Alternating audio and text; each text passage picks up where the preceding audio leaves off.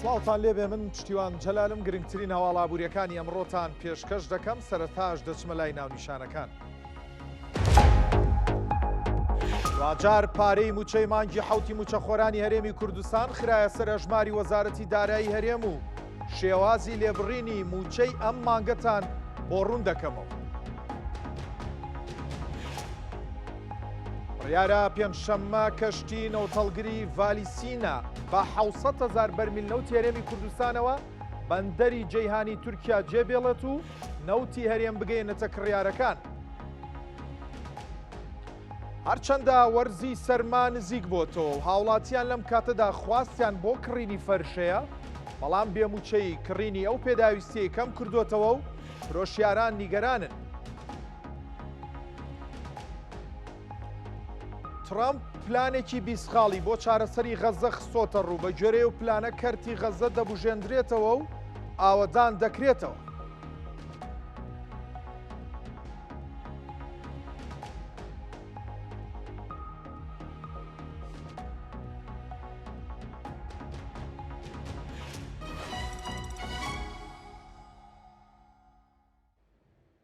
دووبارە سڵاوتان لێبێت. با بە باسێکی موچە دەست پێ بکەین و دواتریش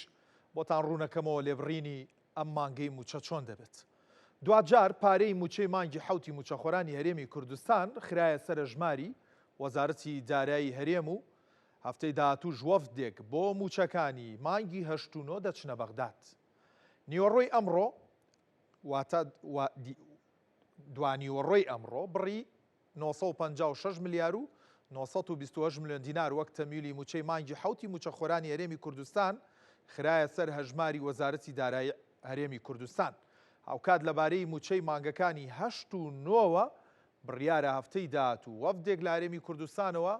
بۆ ئەو پرسە بچێتە بەغداد. لە پاش گەیشتنی پارە وەزارەتی دارایی و ئابووری هەرێمی کوردستان بە ژێرەی ئەوەی کە مانگەکانی ڕابردوو لە دوای تەمیلەوە لیست بڵاو کراوەتەوە بڕیارە ئەمڕۆ لیست بڵاو کاتەوە و سبەینێ چوارشەممە دەست بە دابەشکردنی موچەی مانگی حەوت بکرێت و لیستەکەش هاوشێوەی مانگی 6 دەبێت.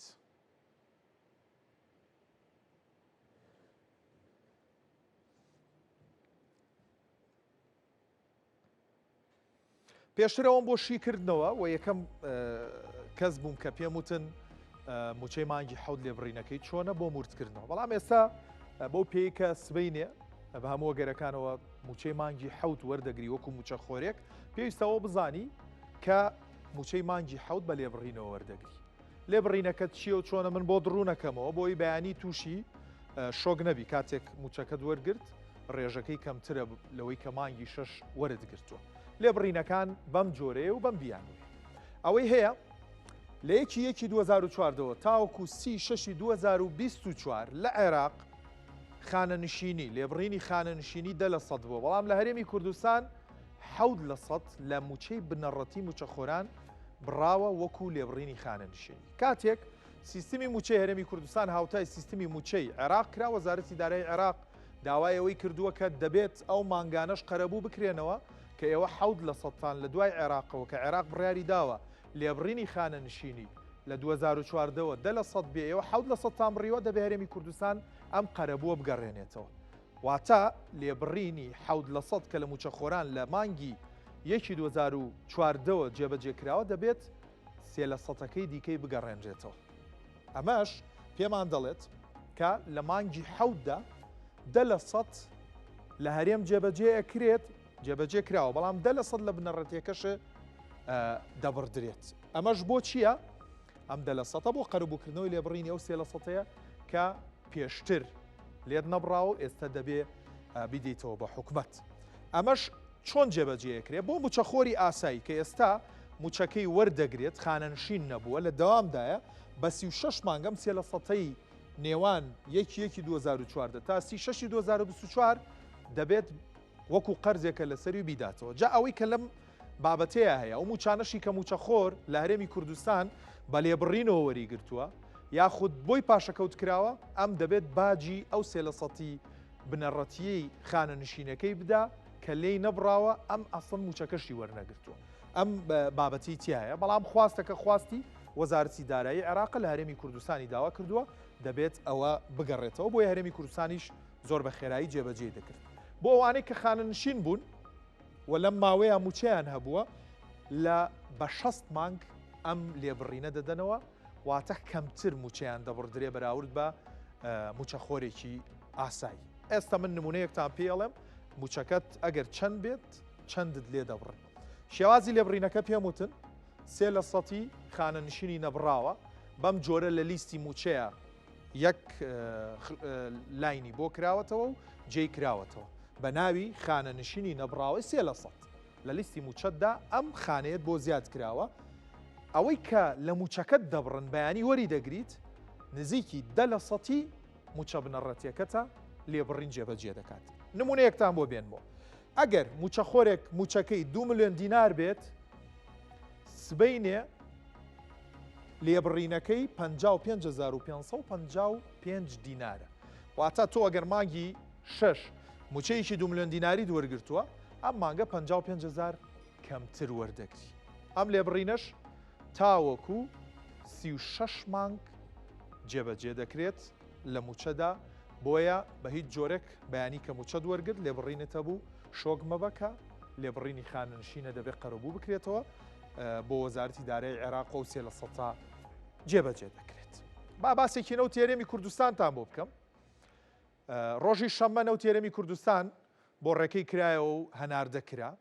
بۆ بەندەری جەیهان ئەوەی هەیە لە بەندەری جەیهان ئەم نەوتە ئەوەی تاوەکو ئێستا گەیشتووە لە ماوەیەم چەند ڕۆژەیە خراوەتە کۆگاکانەوە سەرچاوێکی باڵا لە نێو کۆمپانیای سۆمۆ کۆمپانیای بە بازارکردنی نەوتی عێراق ئەوەی بە کورساد نیوز ڕاگەیاندووە ئەوەی ئاشکرا کردووە کە ڕۆژی پێنجشەممە واتە ئەم پێنجشەمەیی کە دێت لەم هەفتەیەدا یەکەمین کەشتی نەوتەڵگر بە ناوی ڤالیسینا نەوتی هەرێمی کوردستان لە بەندەری جەیهانی تورکیا و ڕەوانەی بازاڕەکانی جیهان دەکات بە پێی زانیاریەکان لە ئێستادا نەوتی هەرێمی کوردستان لە کۆگاکانی بەندەری جەیهان کۆ دەکرێنەوە واتە خەزن دەکرێن پێنجشەمەش ئەو نەوتەی بڕیارە ئەم کەشتیە هەڵی بگرێ و بیگوازێتەوە 700,000 بەرمیل نەوتە ئەمەش یەکەم قۆناغی فرۆشتنی نەوتی هەرێمی کوردستان دەبێت لە پاش ڕاگررتنی بۆ زیاتر لە 2 ساڵ و نیو ئەمەش لە ڕێگەی ئەم کەشتیەوە دەبێت لە بەندەری جێهانی تورکیا و ڕوانەی بازاڕەکانی جیهان دەکرێت بەڵام کۆی پرۆسەی گواستنەوە و فرۆشتنەکەی لەلایەن کۆمپانیای سۆمۆ دەبێتەوە لە کاتێکدایە ڕۆژی شەممە پاش 2 ساڵ و نیو دەست بە هەناردەکردنەوەی نەوتی هەرێمی کوردستان کرا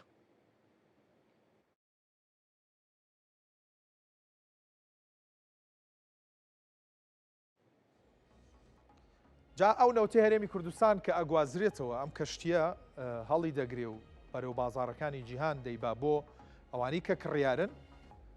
من پێتانەڵێم ئەم کەشتیە کەی دروست کراوە واروها تایبەتمەندەکانی چین و چۆنە چکە دوای 2 ساڵ و جارێکی تر نەوتی هەرێمی کوردستان ئاشنای بازار دەکاتەوە دەگەڕێنێتەوە بە بازار ناویشیمان وتووە دەبێت ڕوونکردنەوەیەکتان بۆ بم لەسەر ئەو کەشتیە چییە ئەوەی کە هەیە ئەم کەشتیە بڕیارە ئەگەر هیچ شتێک نەیەتە پێش ڕۆژی پێنجشەممە 700,000 بەرمیل نەوتی هەرێمی کوردستان بگوازێتەوە کەشتێکە لە ساڵی 2009 دروست کراوە ناوی ڤالیسینایە کۆمپانیای هودۆنگ ژۆنگوای چینی خاوەندارێتی ئەم کەشتیە دەکا کە لە ساڵی 2009 دروست کراوە ئاڵای ماڵتای لەسەر هەڵکراوە کەشتیە ئەمە وردەکاریەکانێتی توانای هەڵگرتنی بە تۆن پێتانەڵێم 109,600 تۆن هەیە ئەم نەوتەی هەرێمی کوردستانیش لەو کەشتەیە هەڵدەگیرێ بار دەکرێ بۆ بازاڕەکانی گیان و بۆ کڕیارەکان دەیبین ئەوەی هەیە سەبارەت بە قەبارەی ئەم کەشتیە کەشتی ڤالسینا درێژی کەشتێکە 243 مەترە پانێکەی 42 مەترە ئەم کەشتی نەوتەڵگرانە بە جۆرە لە جۆرەکان خەزانێکی نەوتەڵگرن گواستنەوەی شلەمەنین بە تایبەتەمەیان بۆ نەوتی تێ دەکرێ بار دەکرێت و دەچێت بۆ بازاڕەکانی جیهان خێرایی ئەم کەشتیە کە ئێستا پێتانەڵێم تاوکو ئامادەکردنیم هەواڵە کەشتەکە گەیشتۆتە کوێوەکەی دەگاتە بەندەری گیان و نەوتی هەرێمی کوردستان هەڵەگرێ خێرایەکەی 25 کیلۆمەترە لە سەعاتێکدا ڕەنگە ئێمە بۆ سیارەم خێرایی بەکەم بزانین بەڵام بۆ کەشتێکی زەبەلاح لە دەریاکاندا خێراییەکی زۆر ئەمەی کە دەیبینن کەشتێکە ئێستا لە دەوروبەری دوورگەکانی یۆنانە ئەمە وڵاتی یۆنانە لێرێ تا ئامادەکردنی ئەم هەواڵە باشە ئەم کەشتیە لێرەوە دەکەوێتە ڕێ ئاڕاستەکەی بەم جۆرەیە لێرە دەکەوێتە ڕێ لێرە ئەمە یۆنانە لێرەوە دەکەوێتە ڕێ ئێستا لێرەیە ئەمە خەتی گەشتەکەیەتی دێتە ئەم خاڵە لێرەوە جارێکی تر دێتە ئەم خاڵە ڕۆژی پێنجشەممە ئەمەی دەیبینن وڵاتی تورکیا و بەندەری جەیهانە کە نەوت یێرەمی کوردستانی تێدایە ڕۆژی پێنجشەممە لێرەوە جارێکی تر بە 700,000 بەرمیل نەوت یێرەمی کوردستانەوە گەشتەکەی دەست پێ دەکاتەوە بۆ بازاڕەکانی جیهان و بۆ لای کڕیارەکان ئەمە چیرۆکی نەوت یێرەمی کوردستانە کە ئەو کەشتیە یەکەم جار دوای 2 ساڵ و نیو دەست دەکاتەوە بە بارکردنی نەوت یێرەمی کوردستان پێشتر تێبینی لەسەر ئەوە هەبوو کە نەوت یێرەمی کوردستان بە نادەستوری دەفرۆشرێ و ئەم فرۆشتنەی کە هەرێمی کوردستان خۆی وەزارەتی سامانە سروشتەکان لەگەڵ تورکیا دەستی پێ کردووە نادەستوریە لە عێراقا و حکوومەتی عێراق سکاڵاکەشی بۆم بابەتە بوو بەڵام ئێستا پاش ڕێکەوتنێکی سێقۆڵی نێوان حکوومەتی هەرێمی کوردستان و حکوومەتی عێراق و کۆمپانیا بیانیەکانی نەوت لە هەرێمی کوردستان جارێکی تر دوای 2 ساڵ و نیو بینیمان نەوت یێرەمی کوردستان بە بۆڕێکاندا بۆ بەندەری جیهانی تورکیا دەستی پێکرد و دواتریش لەوێەوە بۆ بازاڕەکانی جیهان ڕۆژی پێنجشەممە ئاڕاستە دەکرێت با لەنەوت دوورکەوینەوە باسێکی بابەتێکتان بۆ بکەم ساڵانە لەگەڵ هاتنی وەرزی سەرما یاخود نزیکبوونەوە لە وەرزی سەرما خواستی هاوڵاتیان لەسەر کڕینی فەرش و کومبار بۆ ماڵەکانیان زیاترە بێت ماڵەکان پۆشتە دەکەن چونکە لە جێوی یاخود کەشوهەوای ساردا ماڵەکان فەرش ڕێژەکرێن نابێت کاشی و سەب و ئەوەی کە هەیە لەسەر زەوی بەڕووتی بمێنێتەوە بۆیە بە فەرش و کومبار ڕادەخرێن بەڵام چەند ساڵێکە بەهۆی دواکەوتنی موچەوە و باری دارایی هاوڵاتیانەوە هاوڵاتیان کەمتر فەرش و کومبار بۆ ماڵەکانیان دەکڕن ئەو کەسانی کاری فرۆشتنی فەرش و کومبارەکەن قسەیان بۆ هێمن کەمال پەیامنێری کورسات نیوز کردووە باسییان لەوە کردووە سەرباری ئەوەی لە ئێستایان نرخی فەرش و کومبار هەرزان بووە و هەموو جۆرێک لە بازاردا هەیە بەڵام کڕیاریان کەمە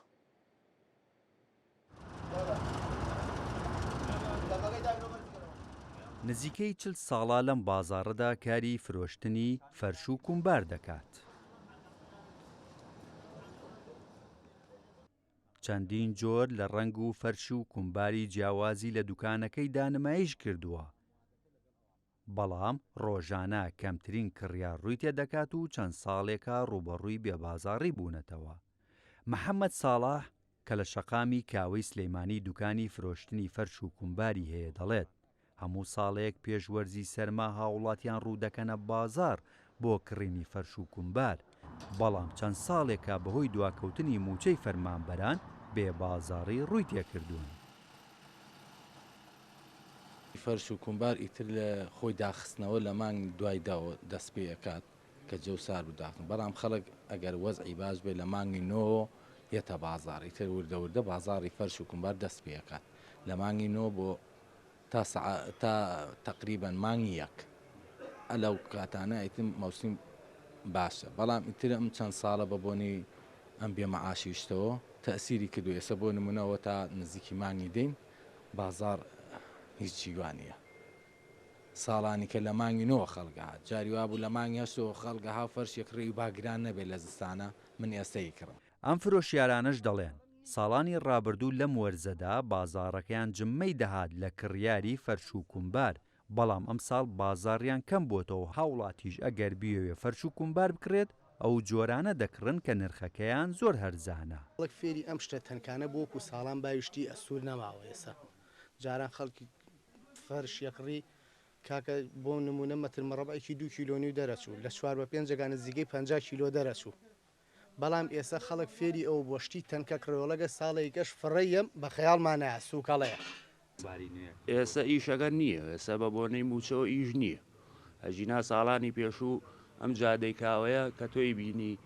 جمێ هاتووە لە خەڵکایە فەرشێک کڕی و کومبارێک کڕی و پێداویسیە کڕی و بەڵام ئێستا مەعاشەکە نییە و کابرا بەش باشی خواردنەکەی خۆی گایتر بێچی بکڕێ ئەمەش ئەم فەرشانەش ساڵان ئێمە ئەم کاتانە لێرە هاو خەڵک فەرشێک ڕی و شتێک ڕێسە لە سا دە خەڵک هێشتەکڕێ ئەگەر چی ساڵ لە دوای ساڵ ڕنگ و شێوازی نوێی فەرش و کومبار دەخرێتە بازارڕەوە، بەڵام دواکەوتنی موچەی فەرمانبەران وای کردووە هاوڵاتیان نەتوانن بە پێی خواستی خۆیان جۆر و شێوازی نوێی فەرش و کومبار بۆ ماڵەکانیان بکڕن. فرۆشیارانیش لە چاوەڕوانی ئەوەدان موچەی فەرمانبەران دابەش بکرێت و جوڵا بکەوێتە بازاڕیانەوە. هێمن کەمال، کورسات نیۆس، سلەیمانی. با هەندێک داتاتان لەبارەی بازاڕی فەرش لە ئاستی جیهان بۆ بخەمە ڕوو، دواتر لە نێو ستۆدیۆ میوانێکم دەبێت گفتوگۆی بازاڕی هەرێمی کوردستانیش دەکەین. سەبارەت بە بەرهەمهێنەرانی فەرش لە نێو 5 گەورە بەرهەمهێنی فەرش لە ئاستی جیهان چین ڕیزبەندی یەکەمی گرتووە، لە دوای چین وڵاتی هندستان دێ، تورکیا، پاکستان لەگەڵ ئێران. واتە ئێران لە نێو 5 گەورە بەرهەمهێنی فەرشە لە ئاستی جیهاندا. سەبارەت بە قەبارەی بازاڕی فەرش لە جیهاندا لە ساڵی 2024 65 ملیار دۆلار بوو، واتە بازاڕێکی گەورەیە، قەبارەیەکی زەبەلاحی هەیە. ئەمەش پەیوەندی بەوە هەیە کە پەیوەستە بەوەی کە هاوڵاتیان لە ئاستی هەموو جیهان خواستیان بۆ ئەم بابەتە هەیە کە پێداویستیەکی ناوماڵە. با پێتان بڵێم گەورەترین هەناردەکاران و هاوردەکارانی فەرش کێن؟ چین ڕیزبەندی یەکەمی گرتووە کە بە بەهای 1 ملیار و 780 ملیۆن دۆلار هەناردەی فەرشی هەبووە لە ساڵی 2024. هەندستان لە ڕیزبەندی دووەم دێ بە 253 ملیۆن دۆلار. یەکێتی ئەوروپا بە وڵاتانی نێو یەکێتی ئەوروپاوە بە بەهای 7 ملیۆن و 100 هزار دۆلار فەرشیان هەناردە کردووە. میسر بە بەهای 6 ملیۆن و 900 هزار دۆلار فەرشی هەناردە کردووە. هۆڵەنداش هەرچەند یەکێتی ئەوروپا هەیە، بەڵام هۆڵەندا لە نێویاندا قەبارەیەکی باش لە هەناردەکردنی فەرشی هەیە. با باسێکی هاوردەکارانت بکەین. سەبارەت بە هاوردەکارانی فەرش لە ئاستی جیهان کە ئەمەیان هاوردەکارانە، ئەمریکا ڕیزبەندی یەکەمی گرتووە. بەس ئەوەی کە جێی سەرنجە دواتر لە راپۆرتێکدا پێکەوە بینەری دەبین ئەوەیە کە ئێران لە یەکێک لە گەورە هەناردەکارانی فەرش بۆ ئەمریکا ئێستا پاشەکشەیەکی گەورەی کردووە. ئەمەش پەیوەندی بەو سزایانی سەر ئێرانەوە هەیە کە ناتوانێت دەستی بگا بە بازاڕەکانی جیهان. سەبارەت بە هاوردەکردن، ئەمریکا بە بەهای 401 ملیۆن دۆلار فەرشی هاوردە کردووە کە نزیکی نیوە خواست یاخود هاوردەکردنی بەرز بۆتەوە. بەریتانیا بە بەهای 66 ملیۆن دۆلار فەرشی هاوردە کردووە. ئەڵمانیا 54 بە بەهای 54 ملیۆن دۆلار فەرشی هاوردە کردووە. ئیتاڵیا بە بەهای 27 ملیۆن دۆلار فەرشی هاوردە کردووە. ژاپۆنیش بە بەهای 22 ملیۆن دۆلار فەرشی هاوردە کردووە. هەڵبەتە لە وڵاتانەوە هاوردەیان کردووە کە بەرهەمێنی گەورەی فەرشن. بەڵام ئێران پێشتر لە لیستەکەیا بوو، ئێستا لە لیستەکەیان نەماوە. دواتری شەندێک زانیاریتان پێ دەڵم. سەبارەت بە بازاڕی فەرش لە هەرێمی کوردستان لە نێو ستۆدیۆ بەڕێز محەممەد فەرج کاشان بازرگانی فەرشمان لەگەڵایە. زۆر سپاس بۆ ئامادەبوون ماندوومان کردی. زۆر سپاس بۆ من. ئەمەوێ بە دەرفەتی بزانم لەو پرسیارەوە دەست پێ بکەین کە ئێستا لەم دۆخەیە لە راپۆرتەکەی هەندێک وردەکاریمان بین، بەڵام تۆ بازرگانی فەرشی تو باشتر ئاگاداری بازاڕی. بازاڕی فەرش لە چ ئاستێکایە لە هەرێمی کوردستان؟ ئێستا لەم کاتەدا خۆتان نەزان بە بۆنەی ئەم بێموچەیەوە تاسیری هەیە، بەس ئەو تاسیرە نییە بڵێ تەواوە. چکا فەرش ئێمە بە ئەوەی کە لە ئێرانەوە نزیکین، فەرشی دەستکردی ئێران لە هەموو ماڵێکی کوردستانە هەیە، بوونی هەبووە. فەرشەکان ئێستا خەڵک زیاتر ئەوەی کە بێموچەیە فەرشی مەکینە دەکڕێواتە هی معمەل. فەرشی معمەل بڵێن تەمەنی کەمە، ساڵێک ئەو پەڕی 2 ساڵ دوایی ئەگەر ئەم هاوڵاتی فەرشێ بکرێت بە 300 دۆلار بەشی ئەو ساڵێکە، ساڵێتر ئەدێ یا پیا بە ماڵێکی فەقیریا ئەوەی نابێ بەکاری فەڵکی ئەوەی نایە. بەس دەست کردی ئێران تەمەنی زۆرە. خۆمان لە دوکانەسە فەرشمان هەیە 100 ساڵ تەمەنیەتی. ئەم 100 ساڵە دوای باسی کوالەتیەکانەکەین، چکە ئەزانم شارەزایەکی باشە لە فەرشی دەستکرد و فەرشە کوالیتی بەرزەکانەیە. یعنی حەزەکەم بینەران و منیش لەبارەی و فەرشانەوە هەندێک کوردەکاری بزانین. بەس سەبارەت بەو بازاڕی کە ئێستا بێموچەیی کاری تێکردووە، واتە خەڵک خواستی گۆڕاوە لە فەرشی کوالیتی بەرزەوە بۆ ئەوی فەرشێ بکڕێت کە ئەگەر بازاڕیش بێ بە گوێرەی ئەو پاری کە لە گیرفانیایەتی. بەڵێ باش. سەبارەت بە هاوردەکردنی فەرش لەکوێوە فەرش دێتە هەرێمی کوردستان سەرچاوەکانی دابینکردنی فەرش بۆ بازاڕەکانی هەرێمی کوردستان کوێن؟ ئێمە بە حکمەوەی کە دراوسە ئێرانین یەکەم ئێرانە فەرشی مەکینە دەستکردیش ئێستا تورکیا هاتۆتە ناو بازاڕەکە بە حکمی دراوسەتی تورکیا جۆری باشی هەیە دوای ئەوان فەرشی سینیمان هەیە هندیمان هەیە میسریمان هەیە ئەمانە باوەی کە دوورترن لە هەرێمی کوردستان و لە عێراق من باسی هەموو عێراقەکەین بە هەرێمی کوردستانەوە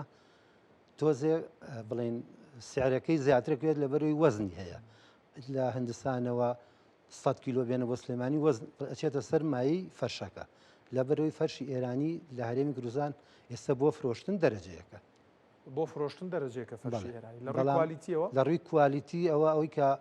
بڵێن تۆزێ پارێ زیاتر پێباتی دەستکرد دەکڕێ چکە دەستکردەکە گەر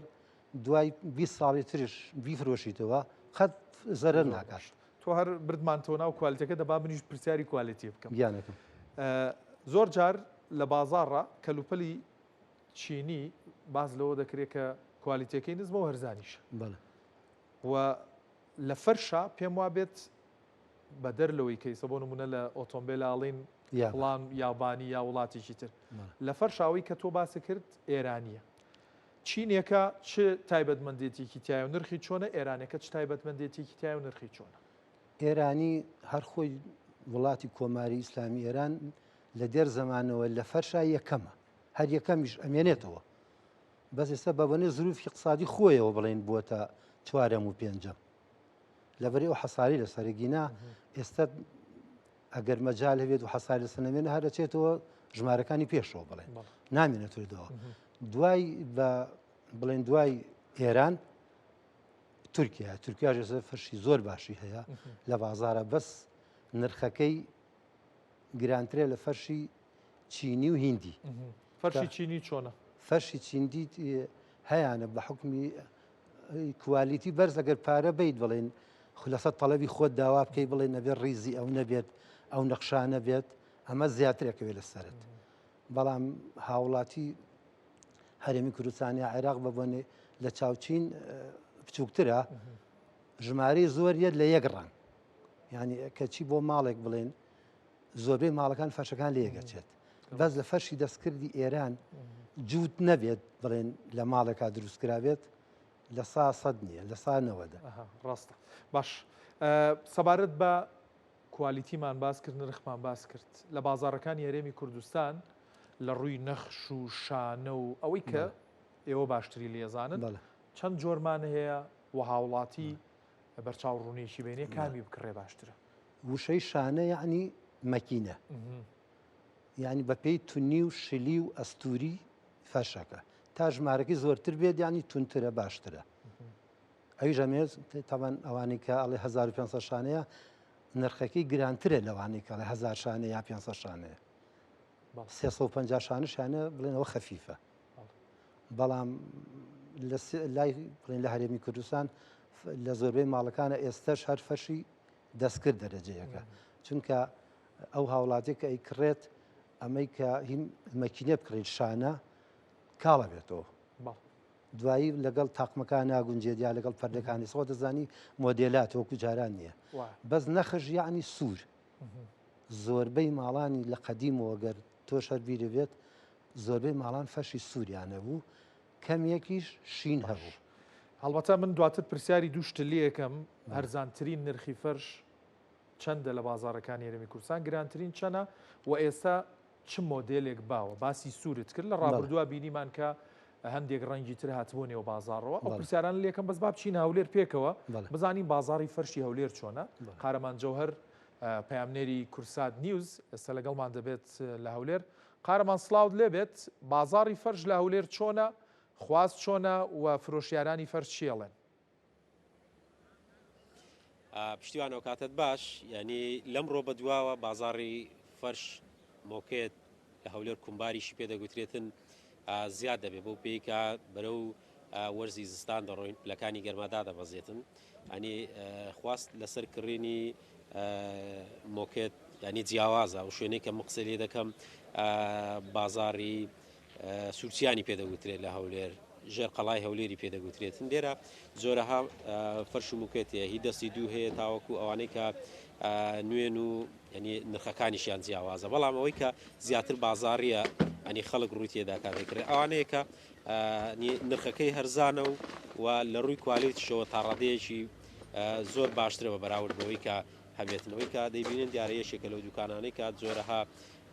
فەرش و موکێتی داناوەکە ڕەنگەکانیان و تەنانەت ئەوەی کە هاوردەر دەکرێتن ینی وڵاتەکانیشان تا ڕادەیەک جیاوازە لە بەشێک لە وڵاتەکە هاوردە دەکرێتن بە پێیەوەی کە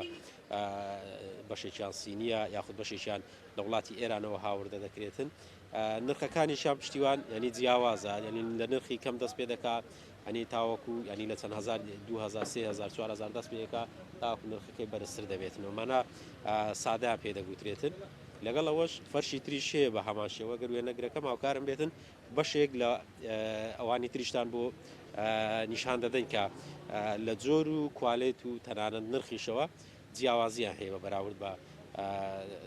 ئەوانەی ترکە هەیە لە بازاڕەکاندا نی هەوڵش دەدەین بەشێک لەو کاسبکارانە وەربگرین کە بتوان قسەمان بۆ کە سەبارەت بە بازاڕیان وە جۆری ئەو فرش و موکێتانەی کە هەیە لە بازاڕەکان کردنی فرۆشتنی پێوە دەکردن ئەو شوێنێک کە دەدیمەنەکانیش دەبینن ئەمە جیاوازترە بەوەی کە لە دەرەوە هەیە هەم لە ڕووی نەخش هەم لە ڕووی دیزاین و تەنانەت جۆر و نرخەکەشی دەگوترێت کەمێک جیاوازی هەیە لێرەیش دەکەوێت و دەتوانێت قسەم لەو بکەی چەند ناکەم بەڵێ پشتیوان ئەمانە ینی لە ڕووی دیزاینیشەوە جیاوازن و بەشێکیان دەستی دوونە ئەو خەڵکانی کە داهاتەکانیان کەمترە ینی بە بەراورد دێن لێرە پێداویستەکانیان دەکڕن بە تایبەت وەرزی زستان کە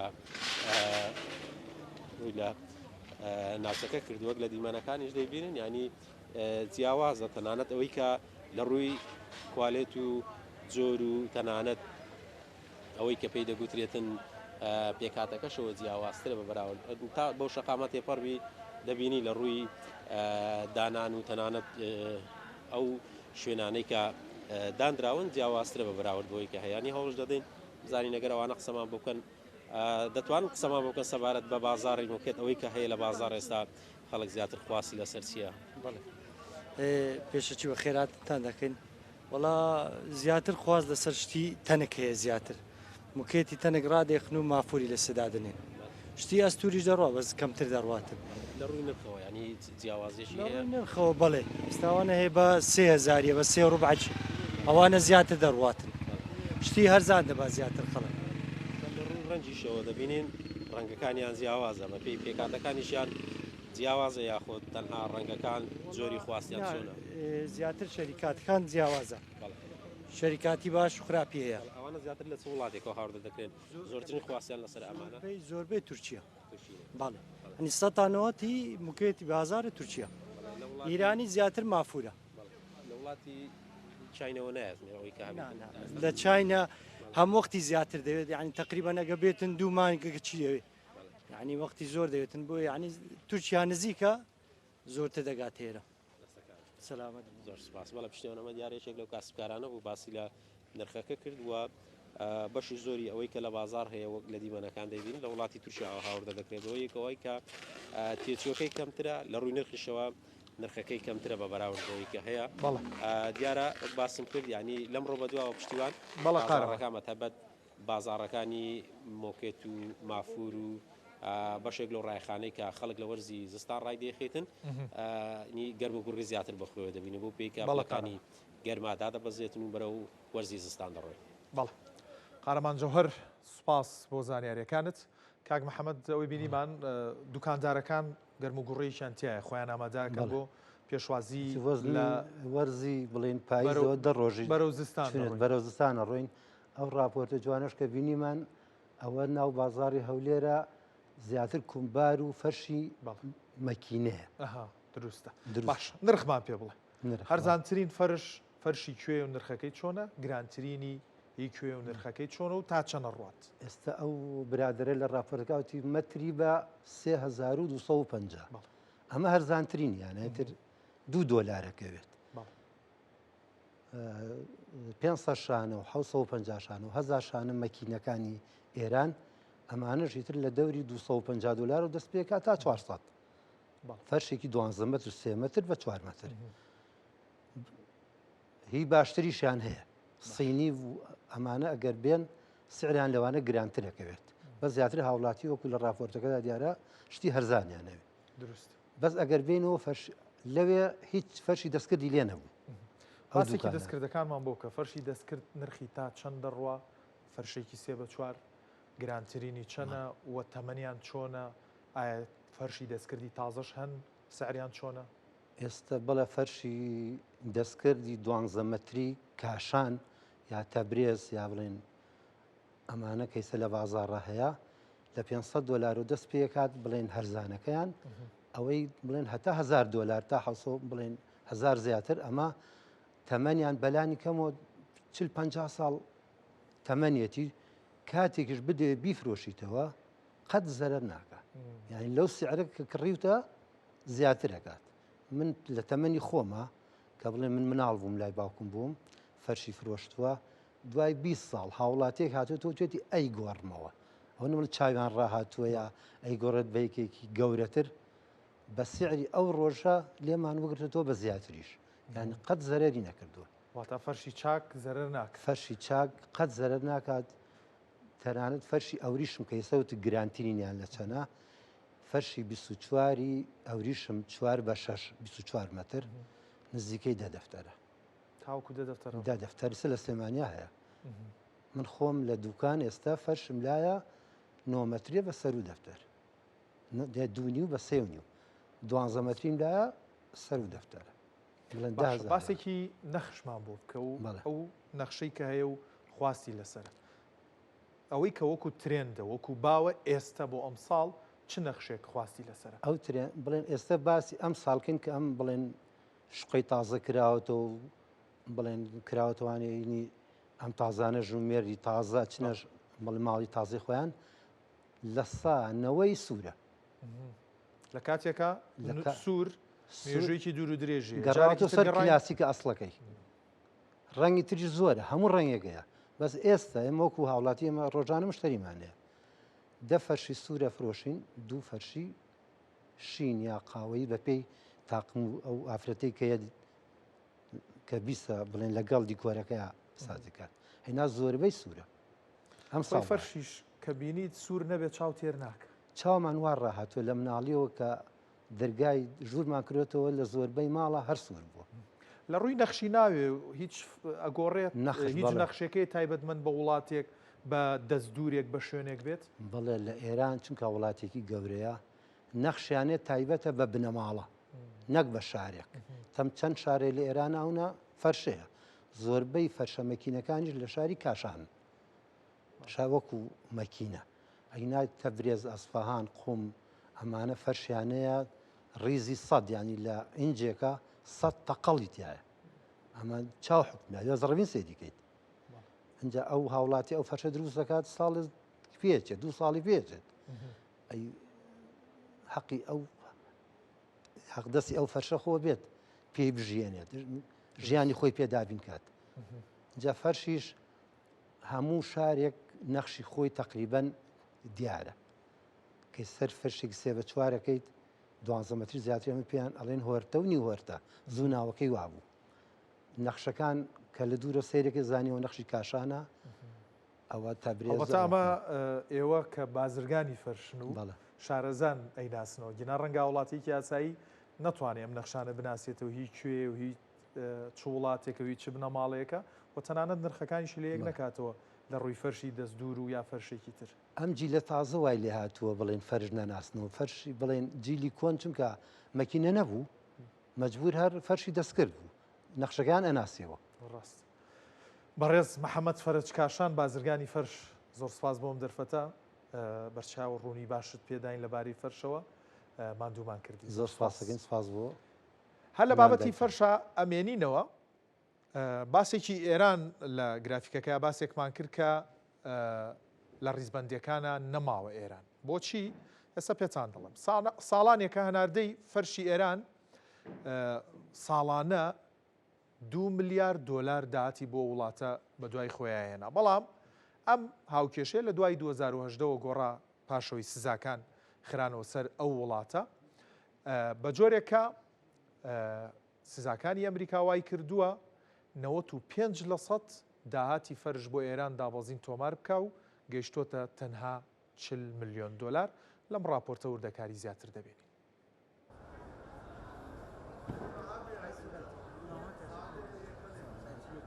پیشەسازی فەرشی ئێران یەکێکە لە پیشەسازیە لە مێژینەکان کە هێمای کولتور و هونەری ئەو وڵاتێ، بەڵام لە ئێستادا زیاتر لە هەموو کاتێکی دیکە لە قەیراندا.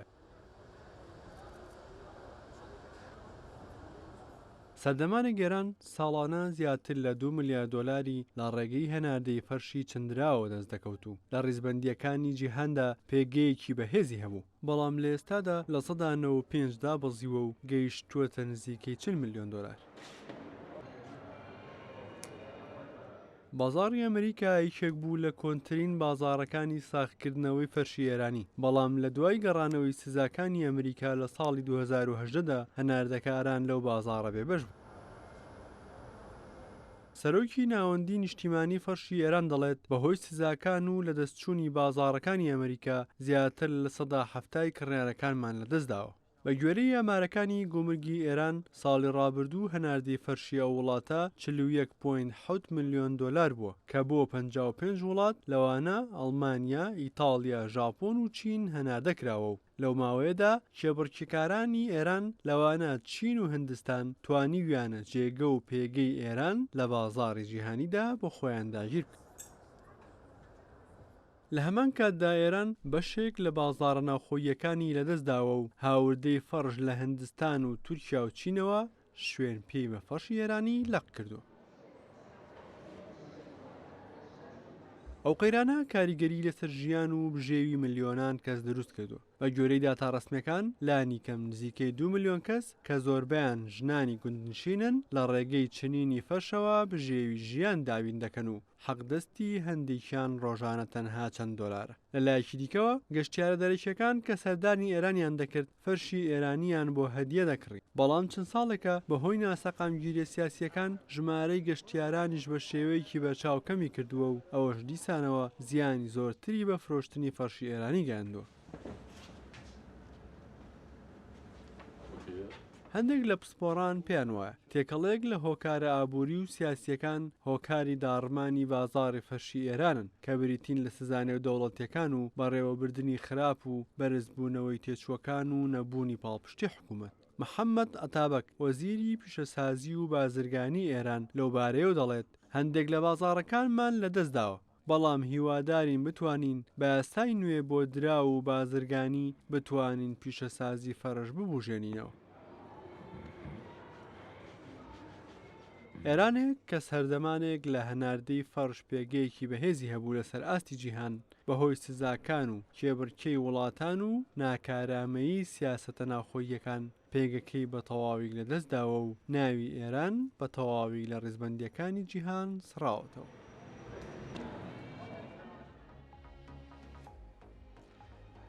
باسێکی بەهای دراوەکان بکەین بە خێرایی پێتان بڵێم چ گۆڕانکاریەکەیە. بەهای دراوەکان لە ناوخۆی هەرێمی کوردستان 100 دلار بە 141,300 دینارە تاوەکو ئامادەکردنی ئەم هەواڵە. هەڵبەتە لێرەیە دەبینین کە بەهای دلار بەرامبەر بە دینار بەرامبەر بە دلار بەرزبوونەوەیەکی کەمی تۆمار کردو، چونکە دوێنێ لەم کاتەیە بەرامبەر بوو بە 141,500 دینار. هەروەها 100 پاوەند بەرامبەرە بە 188,000 دینار، 100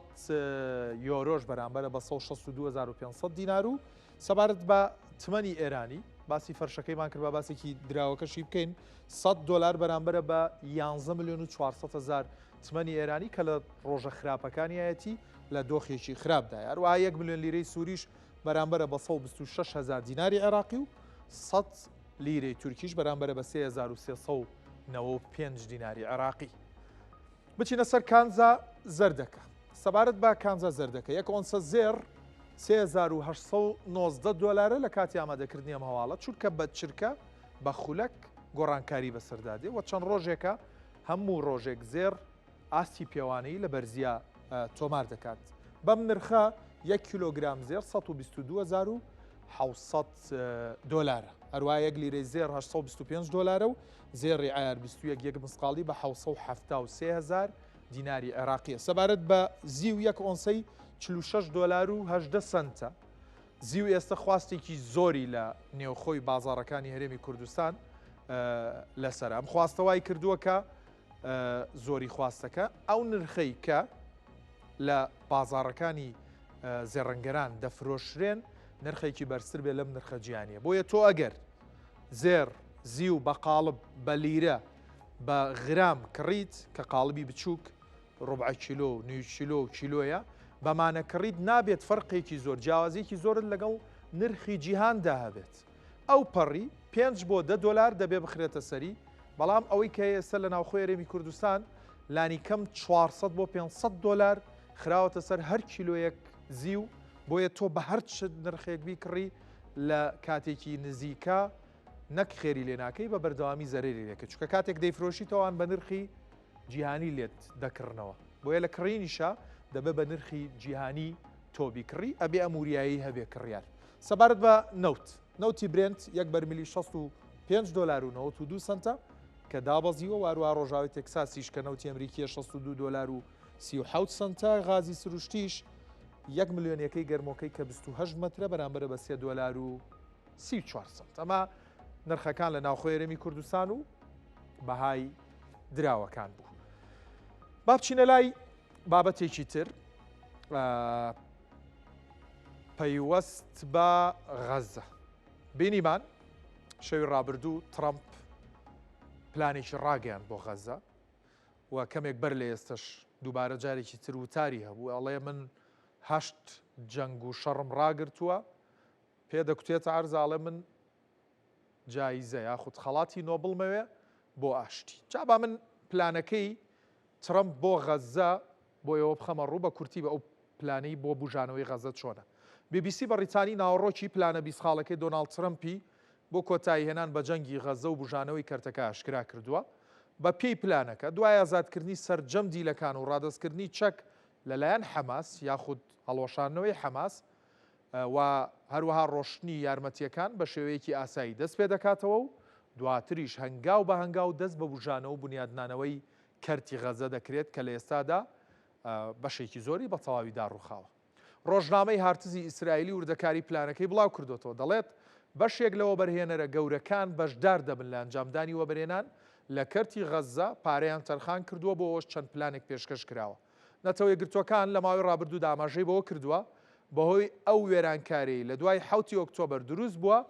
بنیادنانەوەی غەزە پێویستی بە زیاتر لە 50 ملیار دۆلار هەیە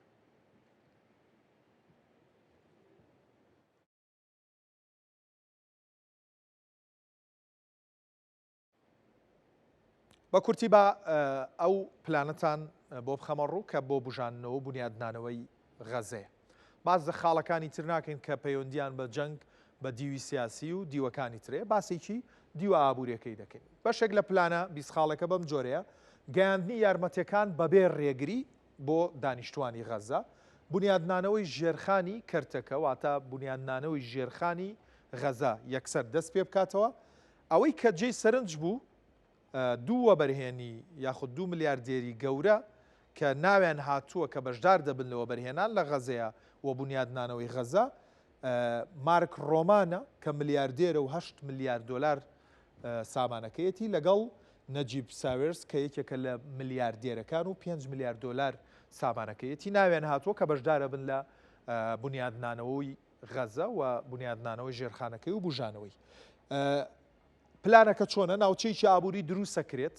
ئەم ناوچە ئابووریە کە لە غەزە دروستەکرێت تەنانەت با بڵێن باجی گومرگی جێبەجێ دەکات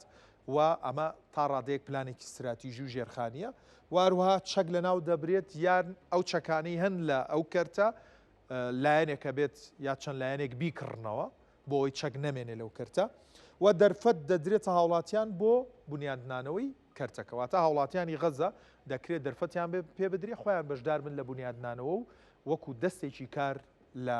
غەزە شتێکەیە پێڵەن خەرجی بەڕێوەبردن تۆ کاتێک ناوچەیەک چ گەڕک بێت چ تەنانەت خانەوادەیەک بێ یاخود ناوچەیەکی وەکو کەرتی غەزە بێت بودجەی بەڕێوەبردنەکەی چۆنە با من پێتان بڵێم ئەوەیە کە لە قۆناغی یەکەمما سێ قۆناغە لە قۆناغی یەکەمدا پێویستی بە 90 میلیۆن دۆلارێ لە قۆناغی دووەم دەبێ بەرز بێتەوە بۆ 134 میلیۆن دۆلار و لە قۆناغی سێمیش بەرزە بێتەوە بۆ 164 میلیۆن دۆلار ئەمە خەرجی بنیادنانەوە نییە خەرجی بەکاربردن و بەڕێوەبردننی کەرتی غەزەیە بۆیە بێ بخرێتە بەردەسە و کەسانی کە پێویستیان بەوەیەکە غەزە بەڕێوە ببن. دوایین بابەت با هەندێک باسێکی ترامپ بکەین هەر لە باسی ترامپ ئامێنینەوە ئەمریکا 45 ڕۆژماڵەتی بە هەندستان داوە بۆ ئەوەی لە بەندەری چابەهاری ئێران بچێتە دەرەوە و دەڵێت ئەگەر ترامپ بەڵێ ئەگەر هندستان کارەکانی لەو بەندەرە ڕانەگرێت ڕوبەڕووی سزا دەبێتەوە. بەندەری چابەهار بۆ هندستان گرنگیەکی استراتیژی زۆری هەیە و تەبێژی وەزارەتی دەرەوەی وڵاتە دەڵێت لێکەوتەکانی بڕیارەکە بۆ هندستان تاوتوێ دەکەن بەڵام ترامپ دەیەوێت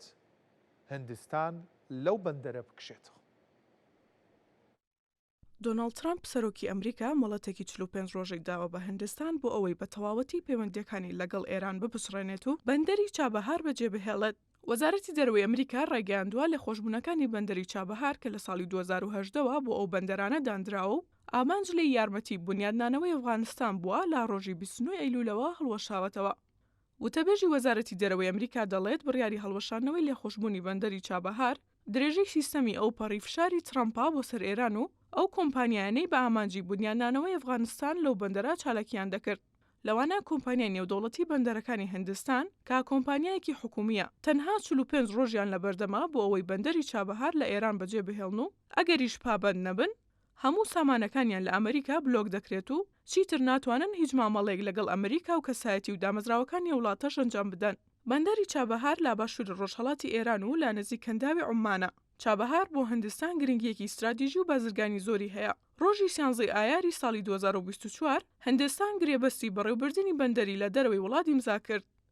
با گوێرەی گرێبەستە 10 ساڵەکەی هندستان و دامەزراوی بەندەرەکان و دەریاوانی ئێران کۆمپانیای هندی ئینتەرناشنال پرۆتس گلۆبال لیمیتد پابند بوو بەوەی 120 میلیۆن دۆلار لا بەندەری چابەهار وەبەهێنا بکات و 250 میلیۆن دۆلاری دیکە تەرخان بکات بۆ پەرەپێدانی ژێرخانەکانی دەوروبەری بەندەرەکە. چابەهار بۆ هندستان تەنها پرۆژەیەکی بازرگانی ئاسایی نییە، ڕێڕەوێکی استراتیژی و گرنگە بۆ دەستگەیشتنی بە بازاڕەکانی ئەفغانستان و وڵاتانی ئاسیای ناوەند بەبێ ئەوەی پێویستی بە خاکی پاکستان بێت.